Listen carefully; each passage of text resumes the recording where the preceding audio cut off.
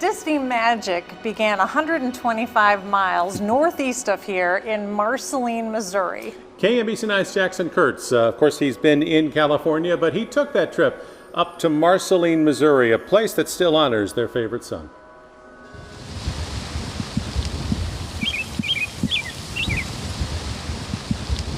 The serene sounds of Marceline, Missouri have echoed across the town for generations. It's these sounds that a young Walt Disney would hear every day as the backdrop to his brilliant imagination. If you come to Marceline today, you'll find a lot of Walt still here. The Disney family moved to Marceline from Chicago when Walt was only 4 years old. The few years he spent here in Marceline, he carried in his heart the rest of his life, and he spent his life trying to recreate those moments in his movies and in his parks. His family owned a farm and acres of land. And I think that was Walt's place of escape. While doing chores or babysitting his sister Flora is when Walt's mind would wander and his creativity would take over, many times under the dreaming tree. They would go lie beneath the branches of the dreaming tree, and Walt would draw her a picture, and then he'd make up a really good story to go along with it. His family would leave Marceline for Kansas City, but he would still come back often to visit his hometown. And when Walt and Roy saw the dreaming tree, the looks on their face were, I sensed it.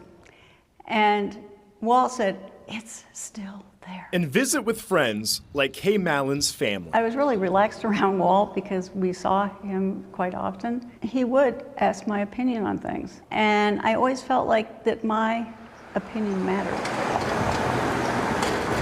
If you come to Marceline today, his name is everywhere.